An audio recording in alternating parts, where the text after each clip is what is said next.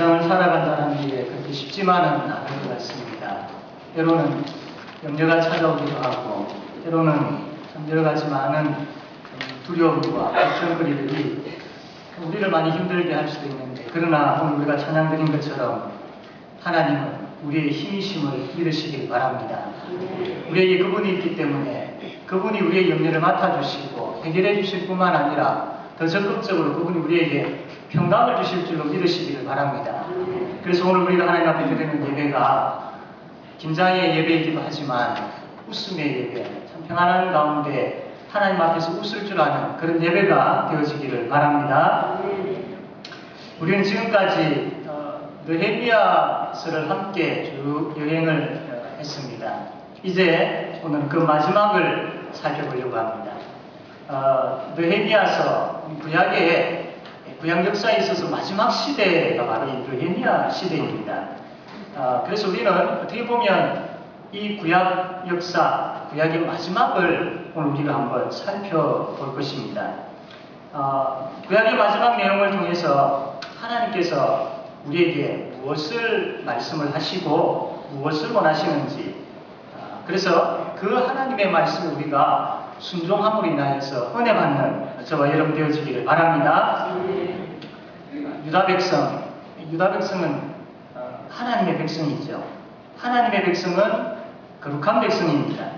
그래서 이것을 연결해 가지고 보면 유다 백성은 하나님의 백성이기 때문에 거룩한 삶을 살아야 하는 백성이었습니다. 그런데 우리가 쭉 말씀을 보아왔고 또 새벽마다 민수기와 또 신명기 말씀을 보고 있지만 이 이스라엘 백성들 이들이 참 그 하나님께 잘 순종하지 아니하는, 오히려 하나님을 배반하는 그런 모습을 보게 됩니다. 그럼에도 불구하고 하나님께서 인내하시고 또 불쌍히 여기셔가지고 그들이 돌아오기를 기다리시기도 하죠. 그러나 그 이스라엘 백성들이 끝까지 하나님 앞에 불순종하고 원망하고 하나님을 배반할 때에 사랑의 하나님은 그들을 사랑하시기 때문에 매를 드시기도 합니다. 그래서 하나님께서 어떻게 하십니까? 70년의 포로 생활을 살도록 그렇게 하시지요. 그래서 유다 백성들이 바벨론의 포로로 잡혀가게 되어지고 거기에서 70년의 포로 생활합니다. 하나님은 이 백성들을 사랑하시기 때문에 그냥 그들을 내버려 두지 아니하시고 때가 되었을 때 70년이 지나고 난 이후에 하나님께서 그들을 이 포로 생활에서 건져내시고 다시 예루살렘으로 불러들이십니다. 그러면 이 사람들은 그 은혜에 감사하여서 이제는 거룩한 삶을 살아야 합니다. 그런데 이것 또한 얼마나 하지를 못합니다. 과거 이 이스라엘 백성들, 그들의 조상들이 하나님 앞에 범죄했던 것처럼 포로에서 해방되어 돌아왔음에도 불구하고 그들의 조상들과 똑같이 하나님 앞에 범죄하게 되어지는 모습을 봅니다. 그래서 에스라와 특히 느헤미야가 개혁운동을 일으키죠. 우리가 이렇게 해서는 안 됩니다. 우리가 참 과거의 역사를 보면서 우리 조상들이 하나님 앞에 범죄함으로 어떤 일들을 당했습니까? 우리가 해서는 안 되죠. 하나님 앞에 다시 바로 서야 됩니다. 회개해야 됩니다. 그런 회개운동을 일으켰던 것이죠. 그래서 에스라가 말씀을 읽을 때에 백성들이 그 말씀을 듣고 울기도 합니다. 그 이후에 바로 또 말씀을 따라서 절기를 지키기도 합니다. 그리고 성전 예배를 위하여서 힘씁니다.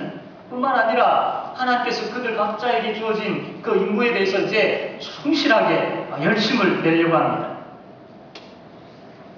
뭔가 이제 좀 잘 되어져 가는 것 같습니다. 자리가 잡혀져 가는 것 같고 이 유다 백성들이 이제 거룩한 삶을 살려고 하는 것 같습니다. 그런데 지난주 우리가 보았듯이 느헤미야가 이제 예루살렘에 더 이상 오래 있지 못하고 페르시아로 다시 건너가게 되었습니다. 그래서 느헤미야는 페르시아로 갔습니다. 그런데 느헤미야가 페르시아로 갔을 때에 남아있는 이 예루살렘에 있는 이 유다 백성들의 삶이 어땠겠습니까? 계속해서 거룩한 삶을 그대로 쭉 유지하면 참 좋은데 그렇지 못했던 겁니다. 다시 옛 모습들이 나타나기 시작했던 것이죠. 너무나도 참 엉망진창의 그런 삶을 살았던 것입니다. 느헤미야가 다시 예루살렘으로 돌아와 보니까 이거는 뭐 기가 차는 것이죠. 그래서 다시 느헤미야가 또 개혁운동을 일으키기 시작합니다. 이 유다 백성들의 모습을 보면서 우리의 모습들을 생각하게 되어지죠. 참 계속해서 반복되어지는 그들의 죄, 그리고 또 인내하시는 하나님, 또 매를 드시지만 다시 품으시고 부르시고 또 하나님의 백성의 자리에 서게 하시고 그렇게 살게 하시는 하나님, 이들이 또 하나님으로부터 도망가는 모습들, 참 이게 반복되어지는 모습을 봅니다. 그럼에도 불구하고 참 놀라운 것은 하나님께서 이 유다 백성들을 포기하지 않으셨다라는 겁니다. 그럼에도 불구하고 하나님께서 우리를 포기하지 아니하시는 그 하나님을 이 말씀을 통해서 보게 되었습니다. 느헤미야가 돌아와가지고 이 모습을 보고 세 가지 다시 개혁운동을 일으킵니다. 그 첫 번째가 지난주에 보았던 이 11조의 문제였습니다. 유다 백성들이 11조를 하지 아니하니까 그 성전 창고의 11조가 쌓이지 않게 되어지고, 그러다 보니까 이 성전에서 일하는 레위인들, 또 찬양하는 사람들, 이들이 그 11조를 통하여서 살 수 있었는데 그게 되어지지 아니하니까 먹고 살기 위해서 성전을 떠나버리게 되었습니다. 성전 예배가 제대로 되어지지 않았던 것이죠. 그래서 느헤미야가 이 일들을 위하여 개혁운동을 일으킵니다. 유다 백성들이 그 개혁운동에 따라서 11조를 하게 되어지고 다시 레위인들을 부르게 되어지고 예배가 예배되게 하는 그런 모습을 보게 됩니다. 또 한 가지는 뭐냐면 오늘 우리가 보게 되어지는 건데 안식일 문제였습니다. 이 이스라엘 백성들이 하나님께서 말씀하신 그 안식일을 지키지 않았던 겁니다. 안식일 날 물건을 사고 파는 그런 행위들이 있었던 겁니다. 그래서 이 느헤미야가 아주 단호하게 이 부분들에 대해서 정리를 합니다. 그리고 이방 사람들이 그 물건을 가지고 안식일날 예루살렘에서 팔지 못하도록 다 내어줬습니다. 그 사람들이 성전 그 성벽, 예루살렘 성벽 그 문 밖에서 이제 물건을 팔려고 기다렸다가 이렇게 들어가려고 했지만 느헤미야는 그 부분까지도 다 쫓아내고 아주 철저하게 안식일을 지키도록 그렇게 개혁운동을 느헤미야가 일으켰던 것이죠. 마지막으로 느헤미야가 그 개혁운동을 일으켰던 것은 오늘 말씀에서도 우리가 보고 있는 것처럼 이방 여인들과의 결혼이었습니다. 유다 백성들이 이방 여인들과 결혼을 했던 겁니다. 우리가 지난주에 말씀을 본 것처럼 암몬 족속과 모압 족속은 이스라엘 총회에 들을 수 없다라고 그렇게 아주 그 옛날부터 하나님께서 못을 박은 말씀이었습니다. 그런데 이들이 이것을 받아들였던 것이죠. 특별히 아스돗, 암몬, 모압 여인들을 받아들이고 그들과 결혼을 했던 겁니다. 그러니까 어떤 문제가 생기느냐 하면 그들 사이에서 태어난 후손들에게 어떤 영향이 나타나느냐 하면 그 후손들이 이 유다의 말, 유다 백성들의 말, 이스라엘 백성들이 해야 할 그 말을 하지는 못하는 겁니다. 한 절반쯤이 아스돗 그 이방의 방언들은 이야기는 하는데 그러나 이 이스라엘 백성들의 말을 하지는 못하는 겁니다. 이런 문제가 생겨나게 되었던 거죠. 그래서 느헤미야는 솔로몬의 예를 들어서 이야기를 합니다. 너희들 봐라. 솔로몬이 하나님의 사랑을 얼마나 많이 받은 사람이냐. 그런데 이방 여인들을 부금으로 맞이하게 되어짐으로 인하여서 그 여인들이 가지고 있는 우상들을 가지고 오게 되어짐으로 인하여 이 솔로몬이 하나님 앞에 얼마나 큰 범죄를 저질렀느냐. 어떻게 너희들이 그렇게 할 수 있느냐 라고 혼을 내게 되어지죠. 그리고 은혜를 쫓기도 합니다. 유다 백성들이 이방 여인을 떠나게 하여 이들이 다시 하나님의 백성으로 바로 서도록 느헤미야가 이 개혁운동을 일으킵니다. 이게 오늘 우리가 보았던 이 느헤미야 13장의 마지막 부분입니다. 여러분 이 부분을 보면서 어떤 생각을 가집니까? 물론 하나님께서 우리를 끝까지 포기하지 아니하시고 하나님께서 우리에게 계속해서 참 돌아오도록 기다리실 뿐만 아니라 인도하시고 또 하나님께서 계획하신 그 길을 걸을 수 있도록 우리를 놓지 아니하시는 그 하나님의 사랑을 보게 되어집니다. 그러나 반면에 한편으로는 우리의 모습들을 볼 때 참 연약한 존재이구나, 인간이 참 연약하고 무능한 존재이구나 라는 그런 생각을 가지게 되어집니다. 우리가 한번 신앙생활 이제 한번 열심히 해보려고 하는데 이게 참 쉽지가 않습니다. 이제는 내가 좀 정신을 차리고 하나님 앞에 바로 서야지 라고 이렇게 생각하는데, 지난주에 본 것처럼 작심삼일이 될 때가 참 많이 있습니다. 그리고 때로는 참 이 신앙생활을 억지로 할 때가 있고, 그러다 보니까 쉽게 지칠 때가 참 많이 있습니다. 어떻게 하면 좋겠습니까? 내가 이러한 것에서 벗어나고 싶은데, 다시 일어나고 싶고, 다시 거룩한 백성으로 살고 싶고, 다시 내가 있어야 될 자리를 회복하고 싶고, 다시 기쁨과 평안의 그런 신앙생활을 하고 싶은데 어떻게 하면 좋겠습니까? 구약 성경의 마지막 성경이 무엇입니까? 말라기죠. 말라기가 구약의 맨 마지막에 나와 있습니다. 이 말라기는 어느 시대의 선지자였을까요? 느헤미야 시대의 선지자였습니다. 다시 이야기하면 말라기와 느헤미야는 같은 시대의 말씀입니다. 즉, 이 말라기와 느헤미야는 구약 역사의 제일 마지막 끝에 있는 그 말씀입니다. 그런데 이 마지막 끝이, 구약 역사의 마지막 끝이 좀 화려하게, 그리고 좀 안정스럽게, 좀 평화롭게, 뭔가 순탄하게 잘 마무리되었으면 참 좋겠는데, 그렇지 못함을 우리는 지난번 말라기의 말씀과 이번에 느헤미야 말씀을 통해서 보게 되었죠. 참 이들이 반복해서 계속 짓고 있는 죄들, 부패함과 또 타락해 있는 그 모습들, 이런 모습들을 계속 보게 되어집니다. 그래서 구약 역사가 인간의 연약함으로 이제 마무리가 되어져 있는 것을 봅니다. 그렇다면 여러분, 성경이 이제 이것으로 끝나버렸을까요? 그렇지 않습니다. 아무 소망이 없고 죄로 가득한 이 말라기 시대, 느헤미야 시대, 이 모습으로 성경이 마무리되어져 버렸을까요? 그렇지 않습니다. 이렇게 역사가, 하나님의 역사가 끝나지 않았다라는 겁니다. 구약이 끝나고, 구약의 역사가 끝나고 신약으로 넘어올 때에 우리가 맨 먼저 마태복음을 보게 되지 않습니까? 그 처음 시작은 어떻게 기록되어 있습니까? 아브라함과 다윗의 자손 예수 그리스도의 계보라고, 바로 예수 그리스도가 등장하는 것을 보게 되었습니다. 이 땅에 예수님께서 찾아오신 것이죠.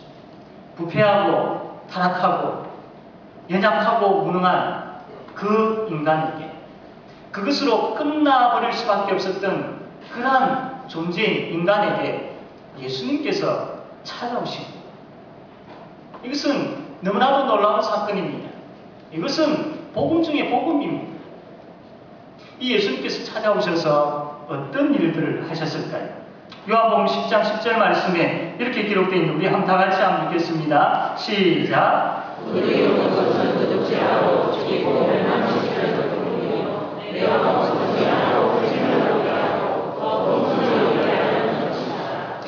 여러분 이 말씀 믿으십니까?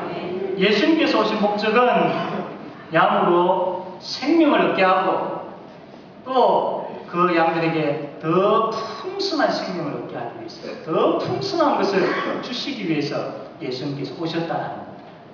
그래서 복음이지요. 그래서 이 말씀을 통해서 구약의 그 마지막 역사가 어두움으로, 부패와 타락으로, 인간의 무능함으로, 연약함으로 끝나버린 것 같지만, 그러나 하나님께서는 하나님의 역사를 그렇게 끝나버리지 아니하시고 우리에게 소망을 주셨는데, 그분이 바로 예수 그리스도이십니다. 그분이 오셔서 첫 번째로 우리에게 하신 것은 생명을 주셨습니다. 생명을 주셨습니다. 인간의 죄와 죽음의 문제, 인간 스스로 해결할 수 없지요. 그리고 이 땅에 아무리 찾아도 지옥 형벌에서 건짐을 받을 수 있는 방법, 죽음에 대한 그 문제를 해결할 수 있는 방법, 죄의 문제를 해결할 수 있는 방법, 아무리 뒤져봐도, 그 어떠한 사람을 찾아봐도 이 땅에서는 그 답을 찾을 수가 없습니다. 뿐만 아니라 그 죄와 사망의 문제를 안고 이 땅을 살아가는 그 삶 과정에서 나타나는 그 인생의 수많은 그 문제들, 그 역시도 이 땅에서는 완전한 해결책이 없습니다. 그러한 우리에게 하나님께서 긍휼이라는 것을 베풀어 주셨습니다. 우리를 불쌍히 여기시고 긍휼이라는 것을 하나님께서 우리에게 베풀어 주셨어요. 그 긍휼이 구체적으로 바로 예수 그리스도이십니다. 그 예수님께서 이 땅에 오셔서 십자가를 지시고 부활하셨습니다. 그리고 그 사건으로 인하여서 우리에게 생명이라는 것을 주셨습니다. 죽음의 자리에 있는 우리에게 하나님은 예수님이라는 긍휼을 베풀어 주셨고, 그 예수님이라는 긍휼로 인하여서, 그 긍휼을 받음으로 인하여서 우리에게 생명이라는 것이 주어졌습니다. 그러므로 우리에게는 예수 그리스도로 인하여서 생명이 있습니다.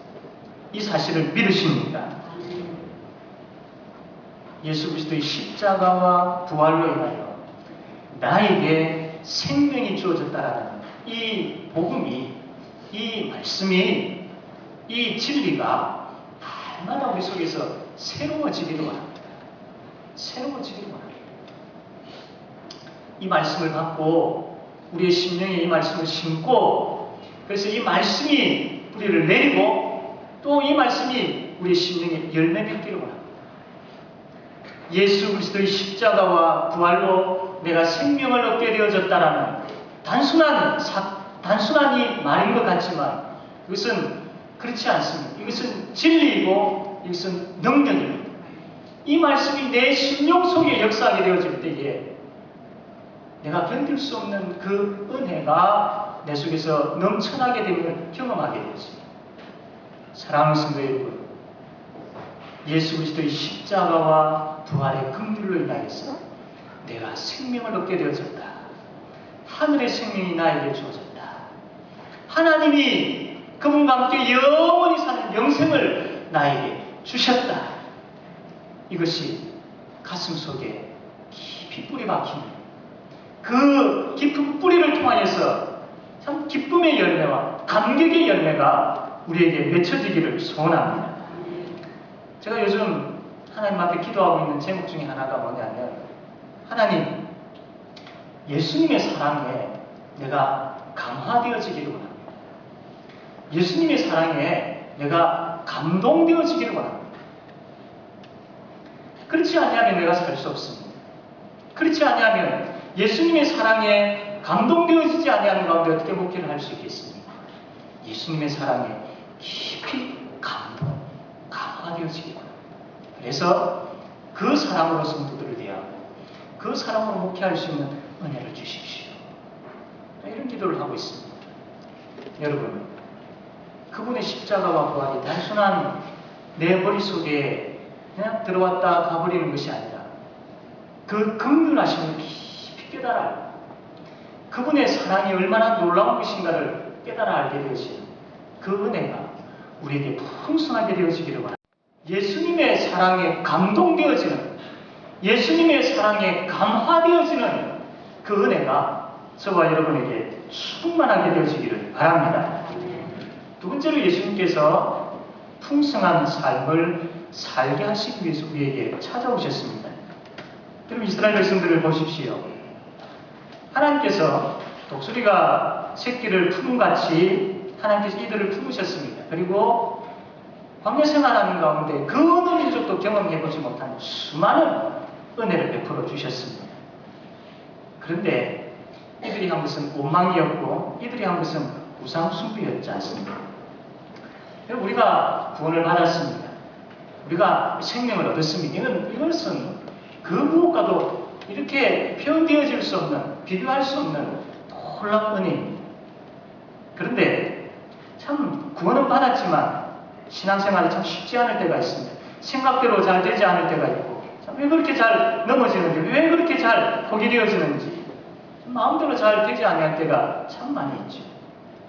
구원받은 그 이후에는 믿음이 계속 자라야 되는데, 구원받은 그 이후에는 계속해서 예수님을 닮아가는 모습들이 나에게서 나타나야 되는데, 구원받은 그 이후에는 제자의 삶을 통하여서 믿지 아니하는 자들이 우리를 보고 저 사람은 진짜 예수의 제자다라고 이야기하는 것들이 있어야 되는데, 구원받은 그 이후에는 섬김과 봉사하는 그 자리가 참 행복해야 되는데, 여러분 이러한 영적인 풍성함이 우리에게 있어야 될 것이 참 마땅한데, 당연한 것인데 참 잘 되지가 않습니다. 몇 번 노력해보아도 쉽게 이게 잘 되지가 않습니다. 여러분, 그렇기 때문에 우리의 노력으로 되어지지 아니하는 것이기 때문에 우리가 예수님께로 나아가야 됩니다. 예수님께로 나아가야 됩니다. 우리를 긍휼히 여기시고 우리에게 생명을 주신 예수님이 우리에게 찾아오셨습니다. 그분으로 말미암아 우리가 생명을 얻었습니다. 이것으로 끝이 아니라 이제 우리는 날마다 계속해서 더 적극적으로 그 예수 그리스도께로 나아가야 됩니다. 더 가까이 나아가야 됩니다. 여러분, 그러면 됩니다. 그러면 우리의 생각이 바뀝니다. 그러면 힘이 생깁니다. 그러면 자원하는 마음이 생기고, 그러면 행복하게 되어집니다. 오늘 날씨가 이러한데, 오늘 중요한 약속이 있는데 예배를 드리러 가야 되나 말아야 되나. 근데 여러분, 예수님께로 나아가고 예수님으로 충만하게 되어지면 답은 뻔합니다. 고민하지 않습니다. 그분이 주시는 은혜 너무나도 사모되어지기 때문에, 그분이 주시는 사랑 내가 더 깊이 깨닫고 싶기 때문에 다른 모든 것은 다 배설물로 여기게 되어지는 것이죠. 기도를 해야 되나 말아야 되나. 여러분, 예수님으로 충만하게 되어지면 이건 역시 고민하지 않게 되어집니다. 하나님의 뜻대로 구하게 되어질 때에 그분이 다 응답해 주시고, 그분의 기도 응답을 통하여서 참 내 마음속에 기쁨이 생기는 그 복된 자를 내가 어떻게 포기할 수 있느냐라는 거죠. 다른 어떤 것과 비교되어지지 않는 그 자리를 마다할 수 없다는 겁니다. 생활에 있어서도 마찬가지죠. 때로는 우리가 욕심에 이끌려 살아가기도 합니다. 때로는 염려를 놓지 못할 때도 있지요. 그런데 여러분, 예수님으로 충만하게 되어지면 그 욕심의 마음이 자족의 마음으로 바뀌더라는 겁니다. 그 욕심의 마음이 하나님께서 주신 것으로 만족하게 되어지고 자족하게 되어지고 감사하게 되어지더라는 겁니다. 염려가 내 속에 딱 자리 잡고 있는데 내가 예수님으로 충만하게 되어지니까 그 염려 예수님께 맡겨버리게 되더라는 겁니다. 무슨 나에게 이런 염려가 있습니다. 맡아주십시오. 그렇게 되어지니까 그 염려가 사라지게 되어집니다. 뿐만 아니라 그분이 나에게 평강을 주시게 되어집니다. 예수님으로 충만하면 갈등이 찾아오지 않는 것 아닙니다. 예수님으로 충만하면 사건 사고가 일어나지 않는 것도 아닙니다. 예수님으로 충만한다고 해서 염려가 찾아오지 않는 것도 아닙니다. 똑같습니다. 그러나 예수님으로 충만한 사람은 그 예수님으로 인하여서 그 문제들이 해결되어지는, 즉 예수님께서 일하시는 것을 보게 되어질 줄로 믿습니다. 그래서 그분이 주시는 평강 가운데 거하게 되어질 줄로 믿으시기를 바랍니다. 이러한 영적 풍성한 삶은 예수님 안에 있을 때만 가능합니다. 그래서 예수님을 찾아야 되고, 그래서 예수님께로 나아가야 돼요. 실패하고 좌절하고 내가 다시 해보려고 했지만 안 되는 그런 가운데 있다 할지라도 그 모습 그대로 예수님께 나아가십시오. 그분이 나의 소망이 되시고, 우리가 오늘 찬양 드린 것처럼 그분이 나의 힘이 되시기 때문에 그분께 나아가면 됩니다. 사랑하는 성도 여러분, 어떻게 그러면 우리가 예수님께 나아갈 수 있겠습니까? 믿음의 주요 온전케 하시는 예수 그리스도를 바라볼 때에 예수님께 나아갈 수 있습니다. 가난한 심령을 가지고 예수님을 바라보십시오. 내 모습이 이러합니다. 내가 이렇게 또 실패했습니다. 하나님, 내가 잘해보려고 했지만 이게 또 잘 안됩니다. 이 모습 이대로 내가 주님을 바라봅니다. 가난한 심령으로 바라봅니다. 예수님으로 충만하기를 소원하는 마음으로 바라봅니다. 나를 불쌍히 여겨주시고 나의 소원을 들어주셔서 주님, 당신이 내 속에 충만해지기를 바랍니다. 내가 주님을 믿지만 내 속에 내 속에 다른 어떤 것으로 충만했지만 이제는 내가 믿는 예수님으로 충만하기를 원합니다. 주님, 내 속에서 충만하여 주십시오.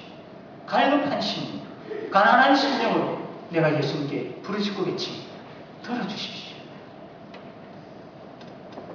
사랑하는 성도 여러분, 하나님께서 우리의 기도를 들어응답해 주실 줄로 믿습니다. 만약에 예수님으로 충만하지 아니하는 가운데 아무런 문제가 없고 예수님으로 충만하지 않은 가운데에 불편함이 없이 산다면 이것은 우리가 하나님 앞에서 다시 한번 점검해 보셔야 할 부분들입니다.